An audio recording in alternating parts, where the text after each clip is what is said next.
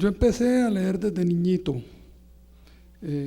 y leí toda mi niñez y mi juventud, lo que me dejaba de tiempo, el desenfreno en que vivía. Y después seguí leyendo, ya hace mucho que no leo, me cuesta mucho trabajo.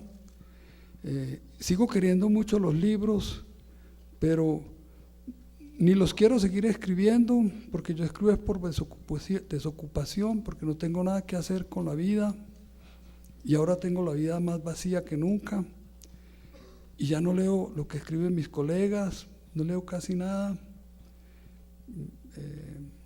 y no tengo nada que hacer. Pero si vamos a esas primeras lecturas de su niñez, ¿qué recuerda? ¿Qué le gustaba leer? Me gustaba leer novelas de tercera persona, que ahora detesto. Y leía Doc Savage, El Hombre Araña. Era una colección que publicaba la editorial Molino de Argentina, unos libritos pequeñitos de literatura popular. Me fascinaba Conan Doyle, las aventuras de Sherlock Holmes, que son maravillosas, me transportaban a lo que era Londres, que entonces sería cuando Sherlock Holmes era una ciudad de 3, 4, 5 millones, ahora tenemos nosotros más, y nosotros entonces teníamos, Bogotá tendría 100.000 habitantes en tiempos en fin, Julio Verne, eso. ¿Y los libros llegaban a su casa por intermedio de su papá? Mi papá tenía libros en la casa porque le gustaba leer, y leía desde muchacho también, y tenía una biblioteca que no valía mucho la pena, pero en Medellín abrieron una biblioteca que llamaban la Biblioteca Piloto, porque era un experimento que iban a hacer en América Latina y que se quedó solamente en la avenida La Playa, y yo fui el primer día, eran unas colas inmensas como las que hay en esta feria, y era muy difícil entrar. Al segundo día la cola iba en una cuadra, al tercer día en media cuadra, y después empecé a entrar solo a la Biblioteca Pública Piloto como Pedro por su casa, y leí infinidad de libros y me los prestaban para llevarse 2, 3, 4, y leí, y fueron momentos muy felices. Después de esas lecturas juveniles, por ejemplo de Verne, ¿a qué pasó? ¿Qué más leyó en la Piloto que lo empezó a formar literariamente? Es muy curioso, pero en la casa mía había un libro que es dificilísimo de leer y para un niño o un muchachito imposible, las apuntaciones críticas al lenguaje bogotano de Cuervo, y yo lo leí y empecé a aprendérmelo y lo leí durante años, a tratar de escribir y hablar un español correcto, el que él decía que era el correcto porque él era el que establecía la norma. Siempre vi y me acompañó toda la vida y hasta ahora. O sea, Rufino José se le apareció desde joven. Desde niño es muy loco, y yo leía la gramática de Bello, que es muy complicada y para un niño ni se diga, con las notas de él, y me lo iba aprendiendo, no sé por qué, porque con un libro de esos, ni con el uno ni con el otro se aprende a escribir. Esto es muy fregado de cómo se aprende a escribir en una prosa que tenga sonoridad y ritmo y que tenga resonancias y fuerza e ira y amor y miles de cosas, y poesía, que ya se tiene que hacer ahí, porque no se puede hacer en esas marihuanadas de pedacerías de frases que llaman versos. Ahí no está la poesía, está en otro lado, pero ahí no. Hablando de poesía y de buena poesía, ¿cuándo fue la primera vez que leyó a Barba Jacob? También de muchachito, y a Silva. Mucho tiempo después leí a León de Greiff, que son los 3 grandes poetas colombianos y los tres más grandes del idioma. No he podido saber cuál es el más grande, pienso que tal vez, si Silva o León de Greiff, pienso que Barba Jacob está después de los otros 2, pero es una apreciación muy mía, muy de 10 años de investigación para una gran biografía que se llama El Mensajero, que es tal vez para mí la mejor biografía que se ha hecho en Colombia sobre un poeta. Maestro, cuando usted empezó a venir a Bogotá, ¿alcanzó a coincidir con León de Greiff? Sí, a León de Greiff lo vi pasar una vez. Mi papá era senador y yo detesto ya los senadores, pero ¿qué le vamos a hacer? Entonces mi papá, vine a vivir con él en un hotel, y un día íbamos por la carrera 7ª por el Parque Santander, cruzando hacia el norte, donde había una gran librería, y venía León de Greiff del lado contrario de nosotros, y mi papá me dijo: mira, ahí va mi hijo, ahí va León de Greiff.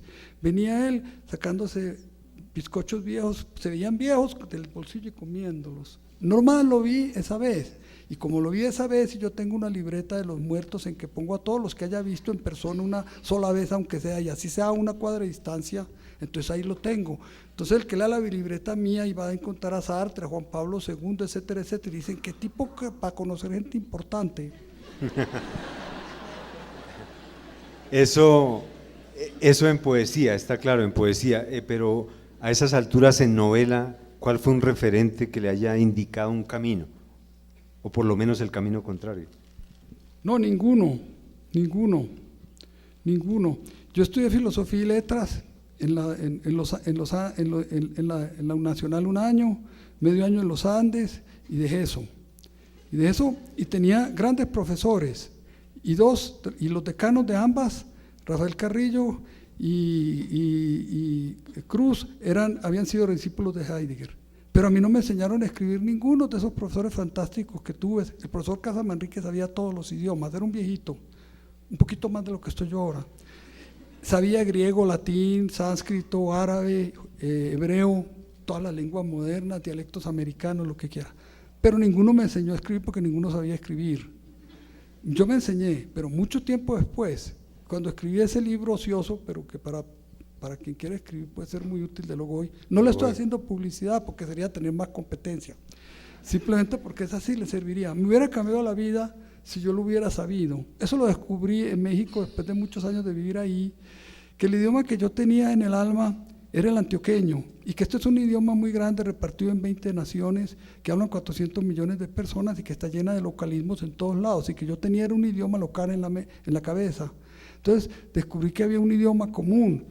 Entonces cuando yo empecé a escribir, yo ya sabía cuántas cantidades de palabras que se decían así en Argentina, o en Costa Rica, o en Panamá, o en México, o en España, y aquí, o no se decían las de aquí, y empecé a tomar distancia del idioma del de Colombia, que aquí cuando hablo siempre el idioma de Colombia, y cuando estoy en México hablo el idioma de México con los mexicanismos, y aquí con los colombianismos, y cuando escribo yo sé que son mexicanismo y colombianismo.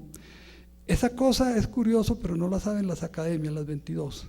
No han sido capaces. Cuervo lo sabía hasta donde se podía en su momento porque era asombroso y quería el idioma inmensamente y valía por todas las academias. En fin, él no podía saber como ahora porque la dificultad era enorme en el siglo XIX, piensen en 1890, hasta 1911, que es cuando él murió. En fin, entonces hay que descubrir que este es un idioma que hablamos 400 millones, repartido en 20 países, que el español en realidad es de nosotros, de los hispanoamericanos, y no de los españoles de la península. Los españoles de la península todavía creen que son los dueños del idioma. Ellos son 44 millones, nosotros somos 350. Entonces nosotros tenemos muchas cosas comunes que difieren de ellos. Tenemos un mar de por medio y 200 años de separación. Ellos ya no son la metrópolis como fueron siempre, todavía en la época de nuestra independencia y todavía 50 años después. Ellos ya son una provincia anómala del idioma. Todos los países somos provincias del idioma, pero ellos es anómala porque nosotros somos parecidos. Entonces nosotros, los americanos, los hispanoamericanos, los de México para abajo, hablemos de tú, o hablemos de vos, o hablemos de usted, somos los dueños del idioma, no son los españoles, que entiendan eso muy bien, que ellos están jodidos y nosotros no.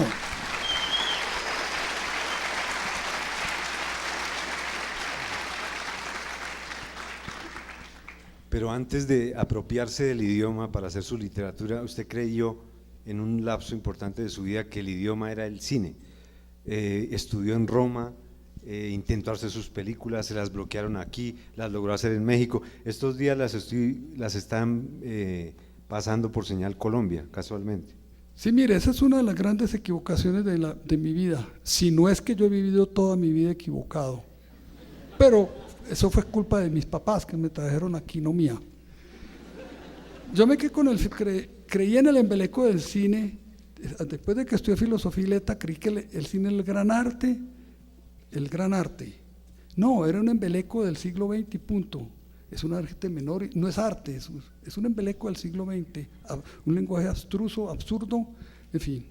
Me fui, dejé filosofía y letras, me fui a estudiar a Roma, estudié 1 año, no podía vivir más en Roma, eran 2 años en el centro experimental, porque no podía vivir sin Medellín, sin sus cantinas, sin su degradación, sin su locura, sin su pasión, porque Italia era un país muerto para mí. Yo estaba lleno de vida e iba más adelante que todos ellos. Yo fumé marihuana a los 17 años, ellos no lo habían descubierto, lo descubrieron 10 años después con los Beatles.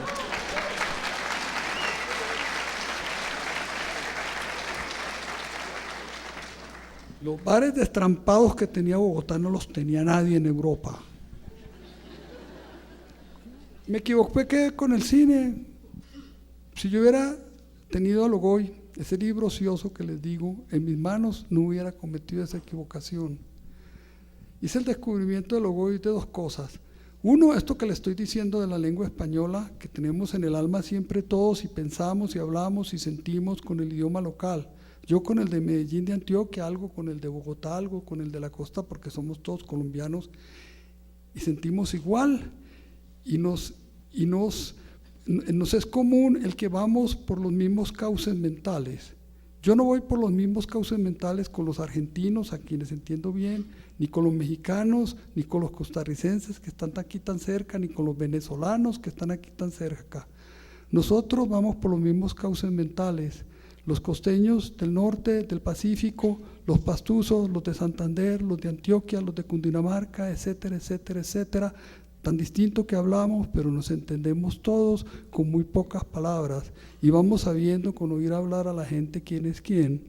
Eso lo descubrí, después descubrí que había en todo idioma 2 formas. Un idioma literario, la prosa, que ya no se hay, esos versos ya no se hacen. Entonces la prosa que tiene ritmo, rima y una cantidad de estructuras sintácticas que no están en el habla y de vocabulario que no está en el habla. El vocabulario que no está en el habla, en cualquier diccionario bueno o malo está, las palabras literarias que ya no se usan y que son solo de la lengua literaria, pero no están las estructuras sintácticas, no está la sintaxis que es propia nada más de la escritura de la lengua escrita, y no de la lengua hablada, ni la sintaxis común, que son muy, muy pequeñitas. Entonces yo di cuenta de esas estructuras sintácticas en mi libro Logoy, que separa la lengua española escrita de la hablada, y al mismo tiempo me di cuenta de que esas estructuras eran muy parecidas en los idiomas que medio conocía yo, italiano, francés, inglés, etcétera, porque todos eran europeos y venían del mismo pasado común, del Ilíada, de la Odisea, del griego, de los escritores latinos, los historiadores, los poetas Tácito, César, etcétera, etcétera, hasta llegar ahora.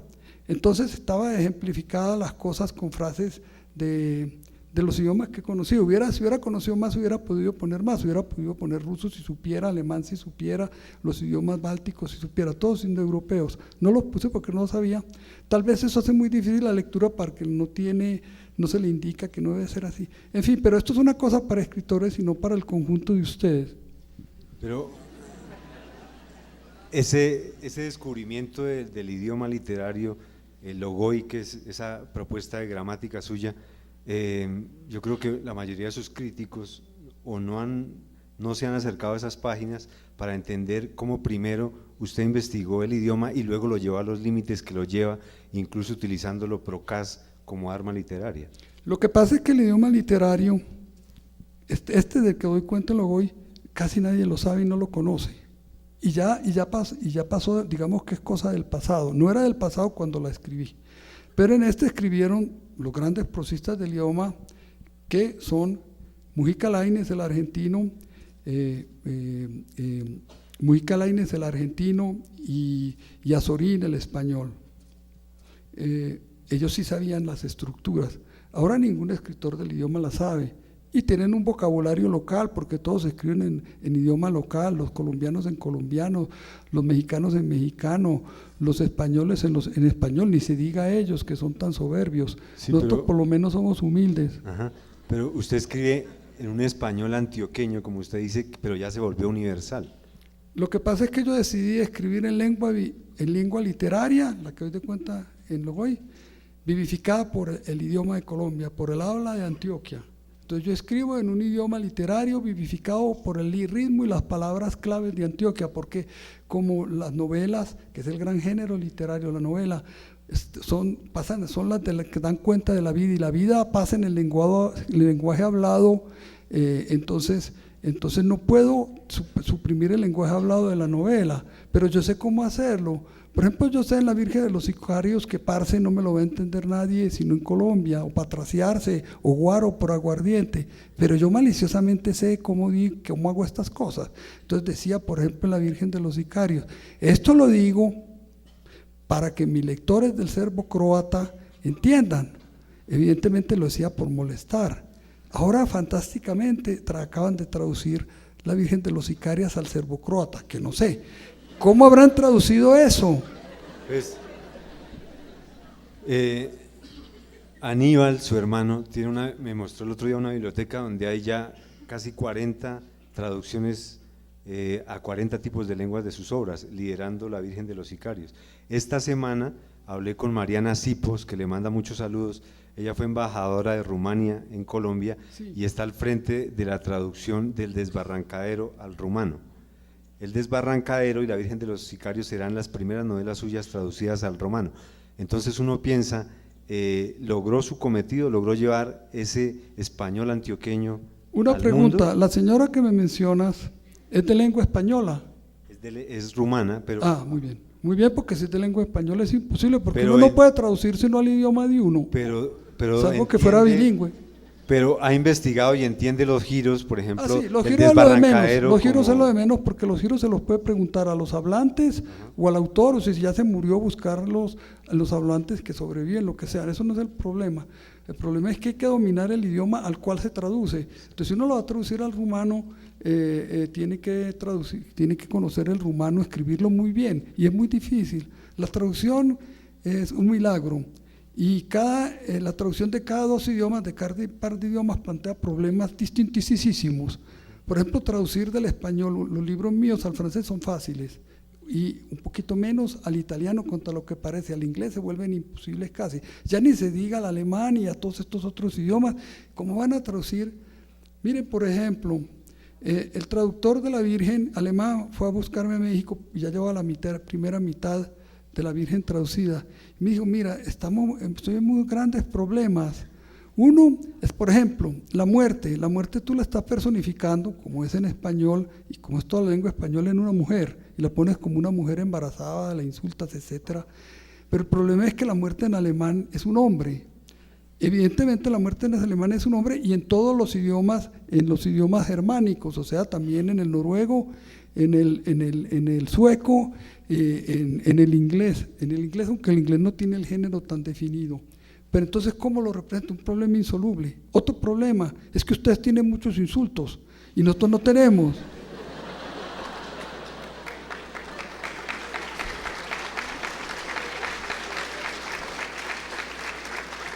Pero fíjense ustedes que si para un alemán traducir un libro de estos lleno de insultos, el problema de la pobre persona, señora o muchacha, porque no la conozco, que tradujo La Virgen de los Sicarios al hebreo, y me dijo, Fernando, ¿qué hago? Nosotros no tenemos insultos, todos los tomamos del turco.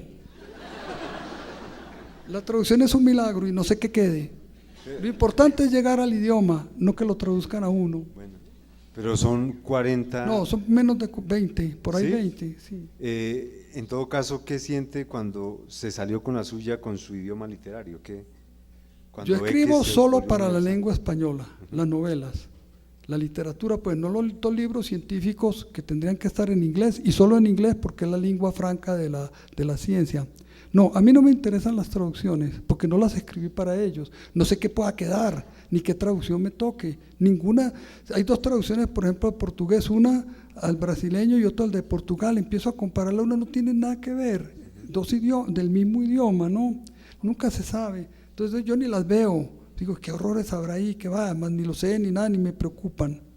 Y las del francés que medio sé, y del inglés que medio sé, y el italiano que medio sé, empiezo a ver, y de pronto empiezo a encontrar errores, y digo, estos serán errores, o es que yo no lo conozco bien, no sé, entonces la cierro. Hay un factor que me falta para que ya entremos al libro, que me parece que lo refleja usted. Uno, ya vimos la música, ya vimos sus lecturas, ya vimos el cine, pero ¿por qué en su familia ha sido tan importante las artes plásticas? Y para un escritor, ¿de qué le sirven las artes plásticas? Pues no, las artes plásticas nomás porque mi hermano Aníbal, que es el protector de los animales, el de la Sociedad Protectora de Animales de Medellín, con su esposa Nora, desde hace 30 años, era pintor también. Y él dijo, no, a mí no me gusta esto, yo soy muy malo, dijo eso. Y fue profesor, en fin, de artes y decano en la Universidad de Antioquia. Su hijo Aníbal, del mismo nombre, que es joven, ahora pinta cosas se dedicó a eso. Más o menos le va bien en Medellín. Imagínense un pintor que le vaya bien en Medellín, eso es increíble. Pero creo que la portada de Casablanca la Bella tiene que ver con… Sí, yo le expliqué más o menos, pero eso es una cosa que es hecha con una mezcla de cosas de internet y modificadas, eso yo no sé muy bien. De todas maneras, lograr una portada buena de un libro es dificilísimo, dificilísimo. Casi todas son malas, y en nuestro idioma y en todos los otros, es casi dificilísimo. Uno puede buscar una portada durante años, bueno, muy difícil. Pero para entrar a Casablanca la Bella, me parece que me gusta de una forma diferente que las demás obras suyas, porque digamos como que tiene las puertas abiertas de una manera distinta para todos los lectores, especialmente colombianos. Es otra metáfora de Colombia, pero en la que vivimos todos los días. Si aquí les preguntáramos a ellos quiénes tenemos hoy crédito hipotecario, creo que más del 90% levantaríamos la mano. Estamos intentando pagar una casa, nuestro sueño de vida es tener una casa, y ahora usted pelea por una casa que van a derrumbar para construir un edificio, la remodela y la convierte en una novela. Sí, el asunto es que sería una alegoría o metáfora de la muerte y de lo vano de todos los empeños humanos.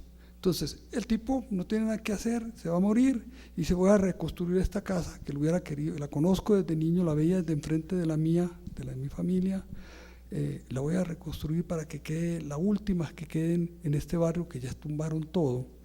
Y lo hace por ociosidad, por lo que sea.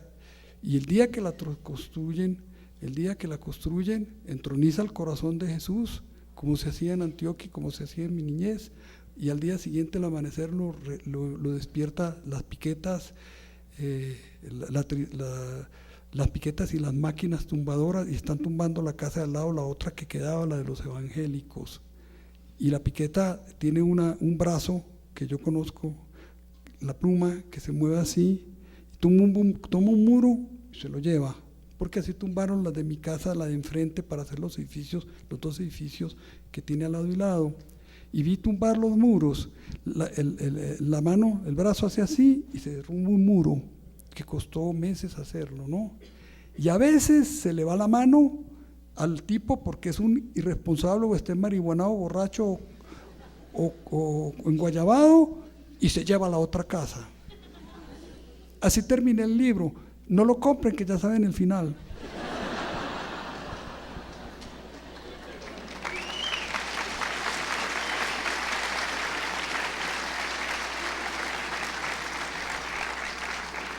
Pero al leer Casablanca la Bella, yo ratifico lo que uno percibe si se acerca al Logoy y empieza a revisar su obra, y es que usted, más que un maestro, es un obrero del idioma que construye una metáfora, en este caso una casa para la ficción, a partir de las propias reglas que usted sienta a nivel gramático y sintáctico. Incluso adentro está una propuesta de nueva ortografía.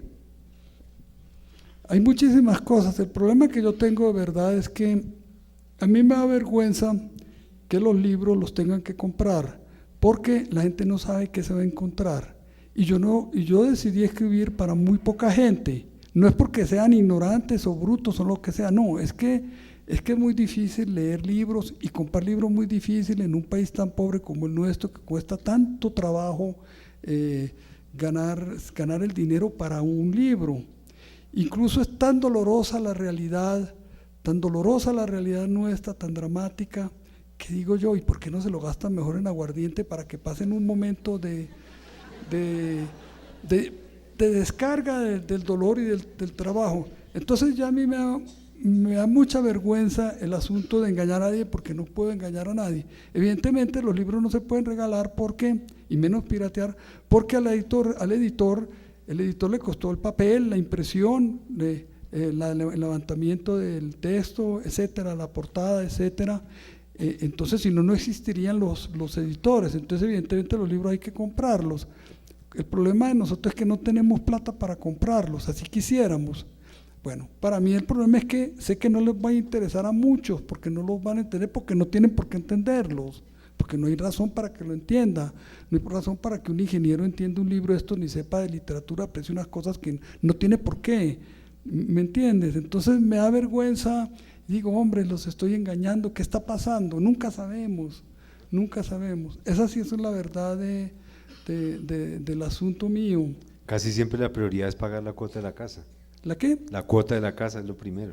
Aquí, no, sí, las prioridades son muchas, y comer y sostener a los niños que trajeron al mundo. Porque sí, usted sí, dibuja ahí muy bien.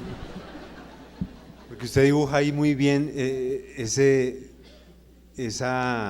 viacrucis que vive un colombiano que decide o construir su casa o rehacer la que compró de segunda. No, construir es dificilísimo, ¿no? Es muy difícil, y reconstruir igual, y los que construyen edificios pues son verdaderos mártires, porque hay mucha indolencia, y no solo es por razones de raza, no, son hasta razones climáticas. Uno dice, ¿por qué son tan perezosos los costeños? Hombre, es que lo que pasa es que gasta uno muchas calorías en moverse para ir a jalar un plátano, o subirse a un árbol, una palmera, a tumbar un coco. Es que es cuestión de calorías. Entonces uno dice, ¿cuánto me cuesta? Como mi perra, ¿cuánto me cuesta ir de aquí a allá? Por eso que está ahí. Y ella dice, si es carne voy, pero si es un pedazo de pan no voy, y se queda sentada. Entonces esas cosas yo las he ido entendiendo. Entonces Medellín es muy difícil porque es caluroso, entonces de sol a sol, ¿cómo va a trabajar uno? Aquí echar asadón es imposible porque no da para las calorías. Nosotros tenemos casi todo el país en montañas. En México es plano, Europa es plano, entonces meten un tractor. Antes metían unas yuntas de bueyes, pero meten un tractor. Pero nosotros echando pala y asadón para sembrar un plátano, un cafeto o yucas y eso, y para que después los minoristas o los mayoristas le den menos de lo que le costó el trabajo. Entonces la cosa se va volviendo muy muy difícil, y vamos cayendo en una trampa, en un agujero negro que nos está tragando y del que no logramos salir. El desastre del campo, y el desastre seguirá, porque lo abandonó Colombia y nunca funcionó con la Federación de Cafeteros para el Café, que era ejemplar, maravilloso, hizo cantidades de carreteras, de escuelas, que estaba más allá de los partidos políticos y de los cambiantes gobiernos. Se acabó porque se acabó el pacto del café, entraron a competir los países africanos, Vietnam, etcétera, se derrumbó el precio, pero nunca hubo una federación de caficultores, de cacaoteros así, o de los de frutas, nunca la hubo, que los protegiera y les asegurara un precio justo y ellos se encargaran de venderlo y defender el precio. Como no la hay, entonces los campesinos están indefensos. Hasta los ganaderos, que es una profesión tan terrible, porque matar a las pobres vacas es terrible, pero en fin, no les da dinero.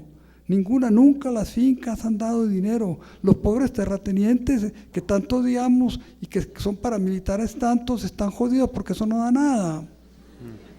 Las tierras no han dado nunca nada en Colombia, no más problemas. Esta obra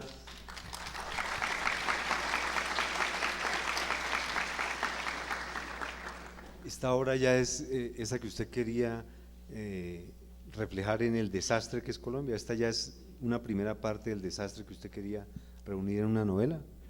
Yo quería escribir esta novela yo quería que se titulara El desastre. Y básicamente trata del desastre que es la vida y de la muerte, que es sobre lo que ya me puse a escribir desde hace tiempo. Desde hace varios libros solo escribo sobre la muerte, porque es lo único que tengo enfrente rápido y que me interesa. ¿Desde la Rambla está muerto usted? No, desde el Barrancadero. Desde el Barrancadero estoy muerto, y tampoco estoy tan seguro de que esté tan vivo. Pero el asunto es que solo puedo escribir sobre la muerte y sobre el desastre. No puedo escribir libros alegres ni joviales como podrían ser lo más parecido que serían Los Días Azules o Mi hermano el alcalde, de los que yo he escrito. No les estoy haciendo propaganda, sepan. Pero no me nace, no puedo, porque mi estado de ánimo es el desastre, y es el desastre de Colombia y de toda la humanidad, que vamos al desbarrancadero general, al abismo que estamos al borde de él. Estamos sobre un campo minado de bombas atómicas. Hay una parte de Casablanca la Bella que me gustó mucho, donde usted dice que a Kafka lo impresionó despertarse y verse convertido en un insecto, pero que a usted lo impresiona despertarse y verse convertido en un ser humano. Claro, para mí es una pesadilla. García Márquez decía que le había impactado mucho ese comienzo de la metamorfosis de Kafka, que le había dado un impulso para escribir y demás.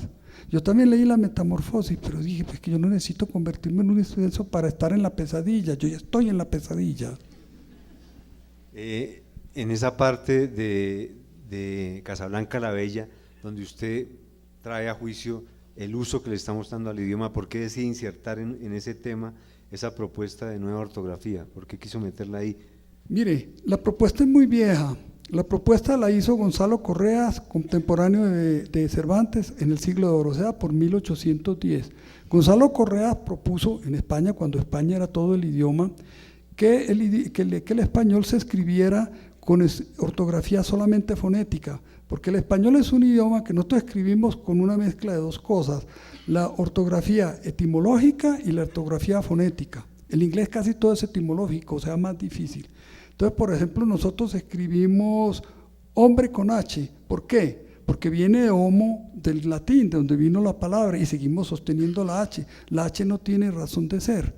Entonces, el asunto es que si nosotros quisiéramos que el idioma español siguiera para adelante y desbancar al inglés, que parece imposible, lo del chino va a ser imposible, ellos van a perder si enfrentaran la pelea, porque la escritura china, por aquí a lo mejor está Sergio Cabrera entre ustedes, que él sabe chino bien,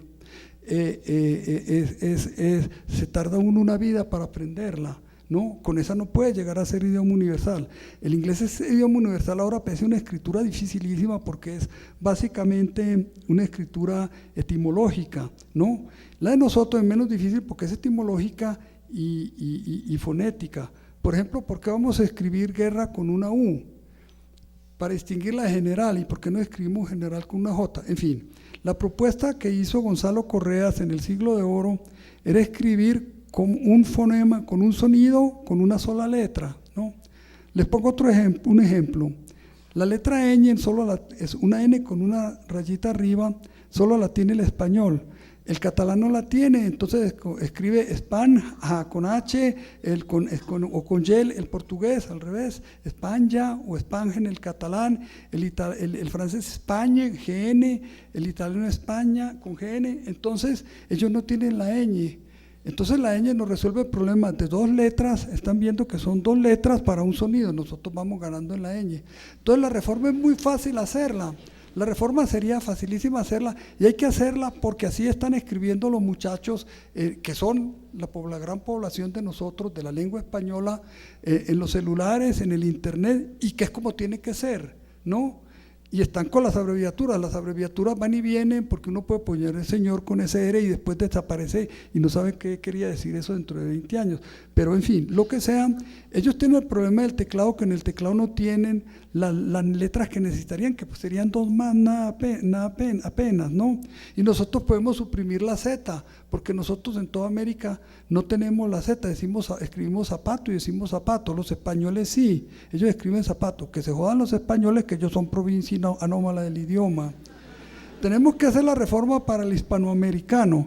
Los de las academias dan tumbos de ciegos, todas las 22 academias, las que quiero por lo demás, no los estoy respetando, porque están dentro del campo mío, y si estuviera hablando con ellos podrían entenderme, y nos entendemos, porque hablamos el mismo lenguaje y nos hemos planteado los mismos problemas. Pero a mí no me han invitado a los congresos de academia para que diga ninguna cosa, pero nosotros podemos promover el español para que sea una lengua más universal de lo que es, y ganarle la partida, porque si hacemos la ortografía en que una letra corresponda a un sonido, estamos volviendo al comienzo de la escritura fonética que inventaron los semitas de fenicios. Los semitas fenicios, de los que pasó al hebreo y de donde la tomó el griego, ¿no? Ellos era una letra por un sonido. Después se empezó a complicar y arrastramos infinidad de absurdos, ¿no? Porque lluvia la escribimos con dos L's, tenemos que tener una letra para eso. Las que vamos a meter son muy fáciles, son 3, necesitamos. Es una bobada la reforma ortográfica, muy fácil de hacer, y los jóvenes están haciéndola hasta donde pueden y con sobrada razón. enseñarle a escribir a un niño en español es dificilísimo porque es ilógico, lo deben enloquecer, un niño debe estar loco. ¿Por qué vas a escribir general con G y tijeras con J? Tiene que ser una sola letra, en fin. Y aparte de eso, usted propone en este libro usar o crear nuevas palabras. Hay una muy bella que empezamos a usar en El Espectador, que es deshijadas, que las madres de Soacha, ¿qué son? Deshijadas. No, lo que pasa es que todos los idiomas son pobres, ninguno tiene todas las riquezas. Entonces, un niño que no tiene papás es huérfano, y un papá que no tiene niño, que pierde a un niño, ¿qué es? Bueno, así son los idiomas, sirven, son útiles, pero no son racionales, la razón no tiene por qué entrar ahí, son arbitrarios, pero yo no voy a reformar el idioma. Y la reforma ortográfica que propongo en un párrafo no más, o en menos de una página, en realidad yo la hice por molestar, porque yo sé que no va a cuajar y no voy a luchar por esa causa menor, porque es una causa menor al lado de otras, ¿no? Como de un planeta superpoblado, como la infamia de traer a la gente a la vida, como la infamia de comernos los animales, la infamia de los mataderos, de la ganadería, de la industria avícola, etcétera, etcétera. Al lado de eso, ¿qué me importa a mí que escriban general con J o con G?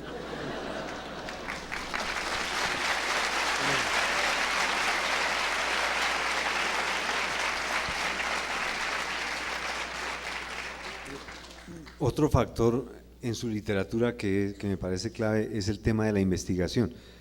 Alcanzó a nombrar, por ejemplo, a Barba Jacob, el mensajero, que para mí es un ejemplo mayor de investigación literaria. 10 años, 10 países, más de 400 fuentes, no sé, es una investigación impresionante. Y Casablanca la Bella es un poco eso aplicado a Medellín.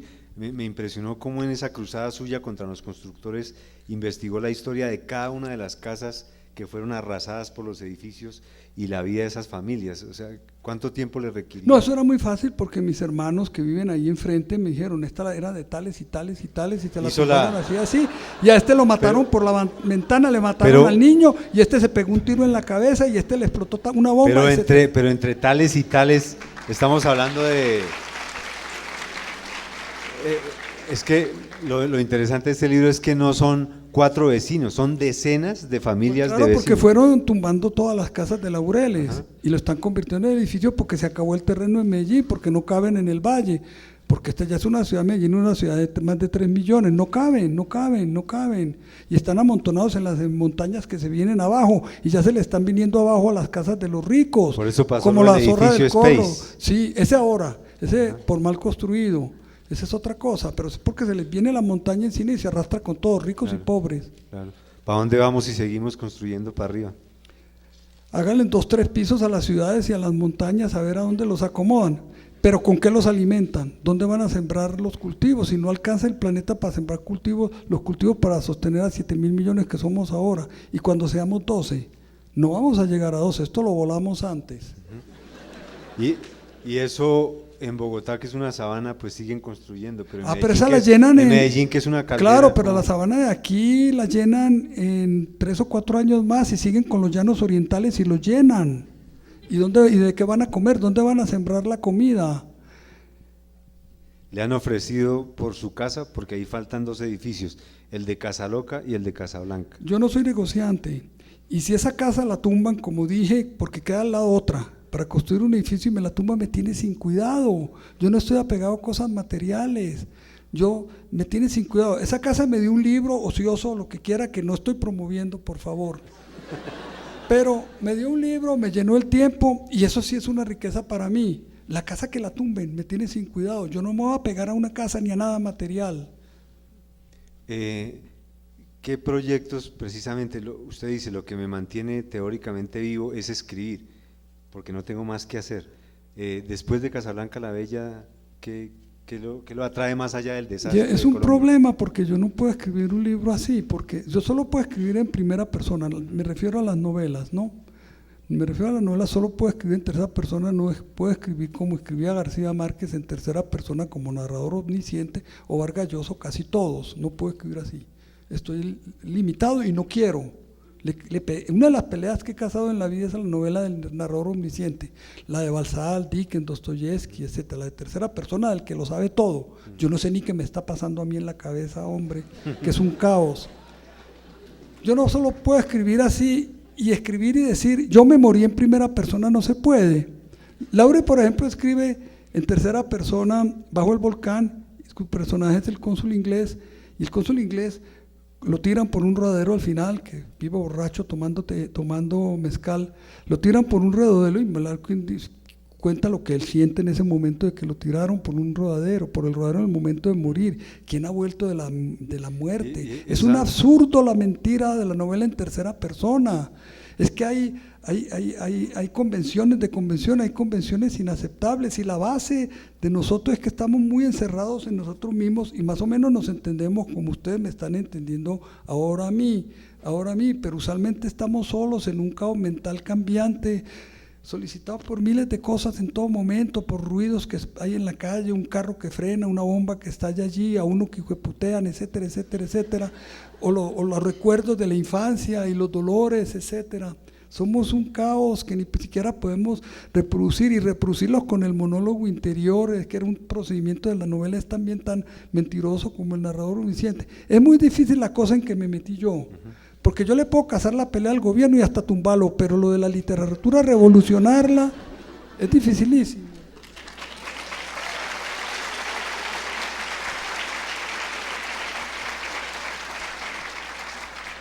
También es muy interesante que su obra está marcada por el nombre que le dio a esas novelas, que son El río del tiempo. El río del tiempo atraviesa toda su obra, y en Casablanca la Bella, esa casa la preside un reloj muy especial.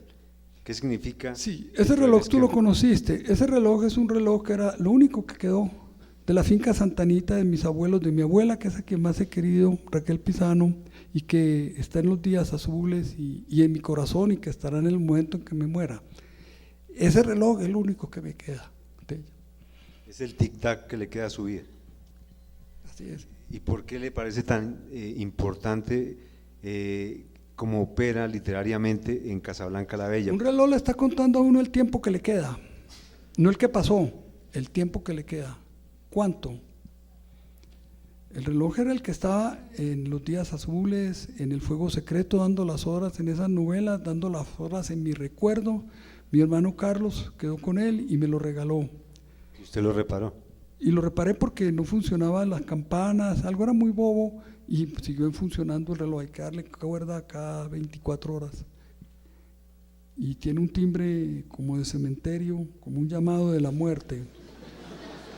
Y me alegra mucho. Cuando usted se pone al lado de ese reloj y oye el mecanismo, cómo suena, y hace un balance de su vida, ¿qué piensa ahora? A mí lo que más me gusta de ese reloj es cuando da las 12, porque cuando da la 1 es una sola campanada y las 12 son 12. Es un concierto. Un concierto de campanas, por quien doblan las campanas. Ahora nombraba una novela que le pareció importante, fue la que tradujo su amigo Raúl Ortiz. Raúl Ortiz, la de Lauri, Bajo el volcán. Sí, ¿y por qué le parece tan importante? No, a mí no me gusta, no me parece importante, la cito para decir lo que yo no quiero hacer. Ajá. Entonces, ahí está lo que le preguntaba, ¿cierto? Como hay referentes que lo han hecho saber para dónde no ir literariamente hablando, como ese, por ejemplo. Yo he hecho unos cuantos descubrimientos en la vida, no muchos. Curiosamente, a veces estoy como descubriendo el agua tibia, ¿no? Pero no importa, pero los he hecho por mí mismo, ¿no? Muy poquitos, como ese que les expliqué del idioma, de este idioma repartido en 20 países que hablamos, que tenemos en el alma, es un idioma local, etcétera. Bueno, eso es así, unos cuantos descubrimientos. Lo otro que me parece clave en este libro y en la mayoría de los que usted ha escrito es el factor musical. Ahí está José Alfredo sonando, en el libro está todo su arraigo musical, tanto colombiano como mexicano. ¿Por qué le parece siempre pertinente incluirlos en la Es que hay una cosa muy especial. A mí la nostalgia no me la producen los olores ni los sabores, porque es que eso tiene menos importancia, esos sentidos en el hombre, pero la música sí. Entonces yo la música que oí de niño y que oí de muchacho es la que me llega al corazón y la que más me lo destroza. que era, curiosamente, buena parte de esa música ni siquiera era mía, porque en Antioquia no había separación de las generaciones. Entonces los abuelos se emborrachaban o tomaban aguardiente, oían música con los hijos y con los nietos. Entonces no había separación de generaciones. Ahora hay un abismo entre las generaciones y abismos a veces entre los muchachos de 18 años con los de 25, etcétera, ¿no? Eso no existía, en inglés sí, y en Europa sí existía ese abismo, no en Antioquia. Yo no sé aquí, no puedo hablar por Bogotá muy bien, pero por Antioquia era así. Y la música, esa música, más que la música clásica, es la que más me llega al corazón. Unos cuantos boleros y milongas y pasodobles y porros, la música hispánica, hispanoamericana y de España también. Esa música no le interesa a nadie, nadie la entiende, nadie la quiere, lo cual eso significa que es un cuento eso de que la música es un idioma universal. Que yo cuando llegué a Roma a estudiar a cine, llevaba nada más un disco de cumbias de aquí y un disco de Chavela Vargas, se los ponía a los muchachos compañeros italianos y eso no les importaba nada, no les llegaba al corazón. Eso es un cuento de que la música es un lenguaje universal. No hay ningún lenguaje universal, no hay ningún lenguaje universal. Ahora el inglés de pronto se está volviendo un poco un idioma universal, o las computadoras, este mundo en que caímos de un momento a otro, a toda velocidad, todos. Y entonces nos pasamos la vida aprendiendo a manejar teléfonos celulares y computadores que están cambiando todos los días. Eso está muy bien, porque como la vida del hombre es vacía, hay que llenarlo con algo. Llénenla cacharreando teléfonos celulares.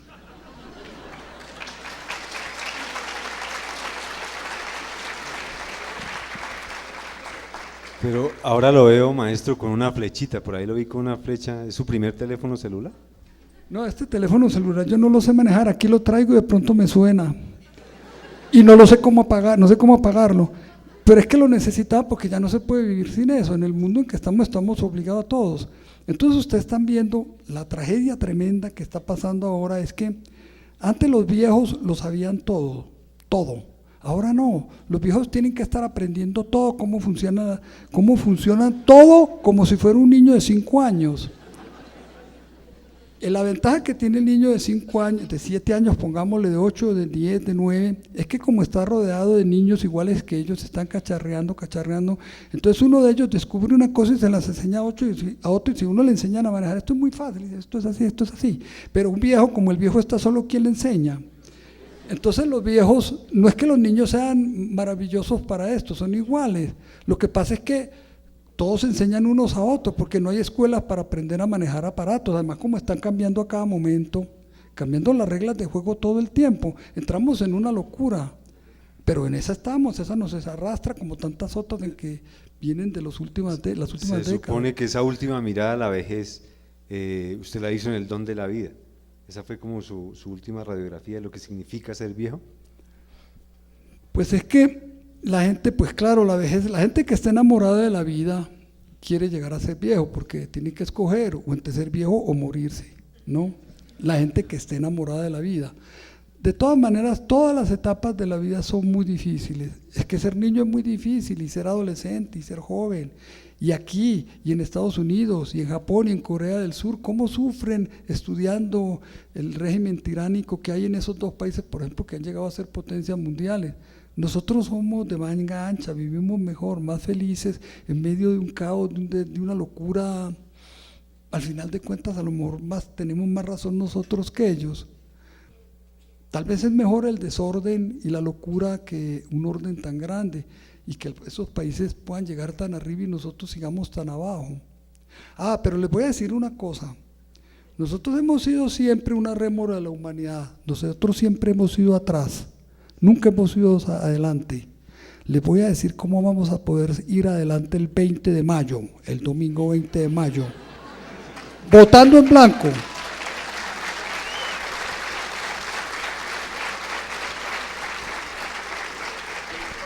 No ha habido un solo país de estas cosas que llaman democracia que haya anulado unas elecciones presidenciales con un voto en blanco e inhabilitado a los que participan. España, que ha tenido el movimiento de los indignados fuertísimo, se les diluyó el movimiento y que era justísimo contra la clase política miserable y ladrona de España, del PSOE y del PP primero que todo. Bueno, los Estados Unidos es impensable, esas son las dos mafias del Partido Demócrata y el Partido Republicano. Nosotros atomizamos los dos países que teníamos, el conservador y el liberal, en todos estos partiduchos mafiosos miserables. Bueno, nosotros tenemos la oportunidad de darles una lección a estos sinvergüenzas. En la primera vuelta, una sola vez. ¿Qué pasa después? Volverán seguramente ellos. ¿Por qué volverán a armar el tinglado los mismos partidos que tienen la maquinaria electoral? Y creo que constitucionalmente el voto en blanco no puede seguir anulando elecciones y elecciones tras elecciones. Entonces elegiremos con toda seguridad un sinvergüenza. Les anulemos la primera vuelta y les reelección a este señor y la imposibilidad de que lleguen los otros, pero llegará otro como ellos o peor cuando vuelvan a convocar las elecciones. No importa, la vida es así, la vida es una aventura. Vivamos este momento a ver qué hacemos ahora si no nos matan cruzando una avenida un carro enloquecido.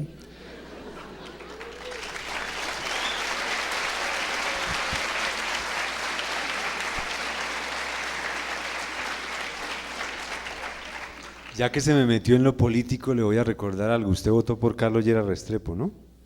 Sí, yo te conté que solamente voté por él. Voté por él, bueno, en fin. Yo estoy convencido de que todos los presidentes de Colombia son malos, han sido malos. No hay de qué hacer nada, ninguno de ninguno. Había unos más cultos que otros, más inteligentes. Usualmente no creo que han sido asesinos, no sé hasta dónde, pero ladrones no sé. No puedo decirlo. No me importa tampoco porque cosas más graves que eso. No, lo de Carlos Lleras, los dos Lleras eran muy inteligentes, pero eran políticos, o sea, dañinos. Carlos Lleras, por ejemplo, promovió aquí la paternidad responsable. Era inteligente eso, era justo. Eso se diluyó, lo dejaron diluir. Castigar al padre que no vela por los hijos que trajo al mundo.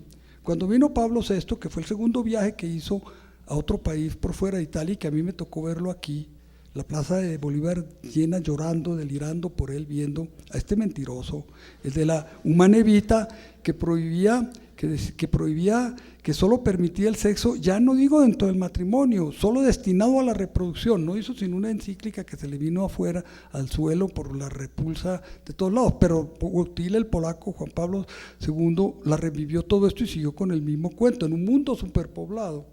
Bueno, le dijo, mire, esos tuburios eran los del pesebre aquí de Bogotá, es que tenemos que parar esto, no podemos seguir.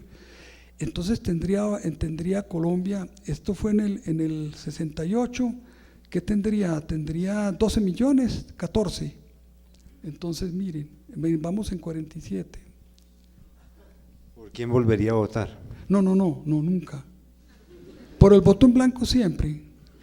Para hacerles imposible la vida. Evidentemente que una sociedad no se puede manejar con un voto en blanco, porque alguien tendrá que poner orden, alguien tendrá que subir, pero que llegue debilitado para que no nos atropelle, y que no hable, por favor, que se calle como los líderes chinos, como los prohombres chinos que manejan y no hablan, que nos dejen respirar, que no hablen, que no se reparrandeen los entierros, las ferias del libro, ahora seguirán con el mundial de fútbol, que nos respeten.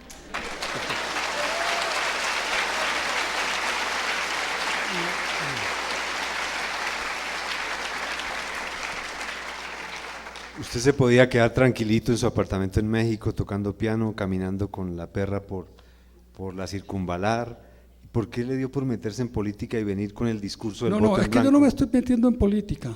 No, yo no me estoy metiendo en política porque no soy político, ni estoy pidiendo que voten por mí, ni estoy aspirando a un puesto público. Lo único que puedo hacer por este país, lo único antes de que me muera, es pedirle que voten en blanco el 20 de mayo, eso está claro. Yo no me estoy metiendo en política. Cuando en la feria de Guadalajara salía para la Ciudad de México, me encuentro en el aeropuerto un amigo de Medellín y llevaba este libro y las peroratas que estaban en la feria de Guadalajara en el aeropuerto. Él iba también para el DF. Jairo Osorio, que es de una universidad de Medellín, y él dirige la editorial, y me habló del voto en blanco y me dijo, mira cómo están las cosas en Colombia, ¿cómo te parece? Y le dije, fantástico, pero eso está dificilísimo, eso es casi un imposible, eso no, ni con un milagro de la Virgen. Y dijo, es que hay posibilidades. Y dije, claro que hay posibilidades. Ahí cometieron el error estos sinvergüenzas en su constitución miserable de darle esa oportunidad pensando que nunca se les iba a llegar la hora. Entonces dijeron que podía ganar el voto en blanco y anular unas elecciones, ¿no? Y dije, claro, por aquí va la cosa, vamos a darle la primera elección, yo voto en blanco, así está el asunto. Bueno, maestro, mil gracias a todos por venir y mil gracias, maestro, por regalarnos su tiempo.